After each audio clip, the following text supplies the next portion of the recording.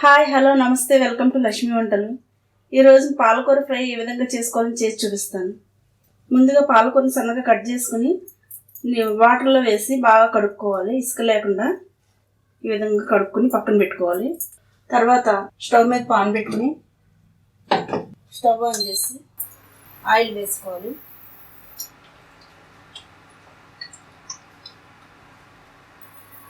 Oil వేడైన తర్వాత 1 tea spoon పచ్చిశనగపప్పు, 1 టీ స్పూన్ సాయి మినపప్పు రెండు వేసుకున్నాం. కొంచెం ఫ్రై చేసుకోవాలి.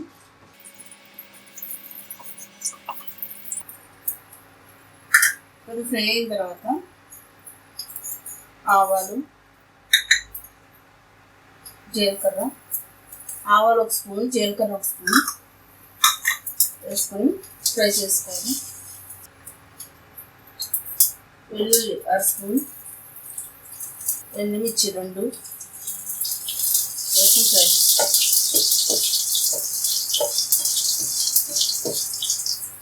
ఫ్రై అయిన తర్వాత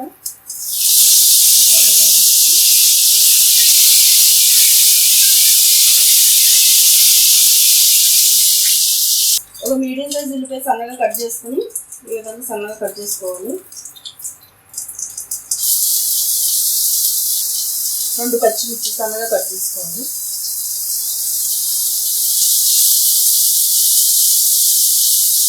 ఉల్లిపాయ పచ్చిమిర్చి కలర్ చేంజ్ అయ్యే వరకు ఫ్రై చేసుకోవాలి.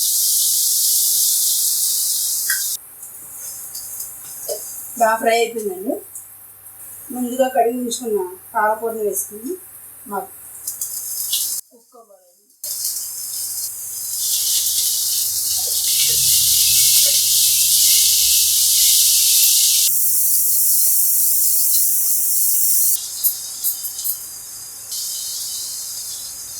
పావు టీ స్పూన్ పసుపు, సరిపడా సాల్ట్ వేసుకోవాలి.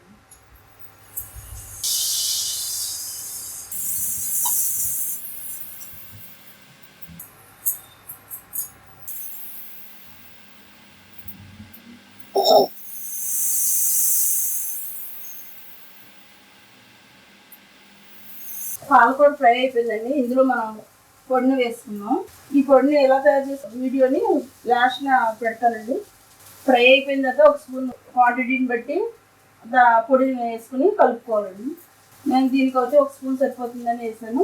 అదే ఎక్కువ పాలకూర ఫ్రై అయితే మటుకు 2 స్పూన్లు వేసుకుని కలుపుకోవాలండి. ఇప్పుడు ఫ్రైలో వేసుకోవడానికి పౌడర్ రెడీ చేసుకుందాం. ముందుగా స్టవ్ ఆన్ చేసి వేరుశనగ గుళ్ళు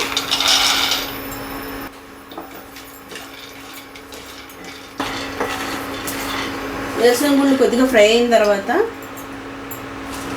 శనగపప్పు కొద్దిగా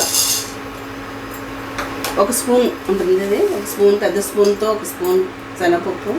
ఇది కూడా కొద్దిగా ఫ్రై చేసుకున్నాక ధనియాలు, జీలకర్ర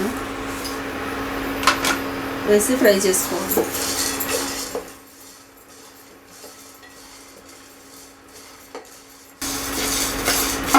ఈ బాగా ఫ్రై అయిన తర్వాత ఇందులో నువ్వులు వేసుకుని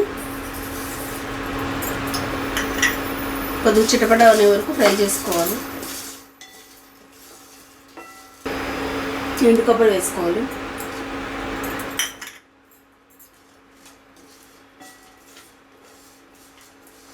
ఇది కొంచెం కలర్ వచ్చే వరకు ఫ్రై చేసుకోవాలి. కలర్ చేంజ్ అయిందండి.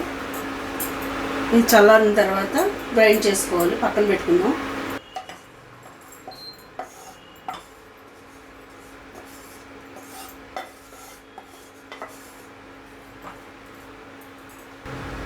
గ్రైండ్ చేసుకోవాలి.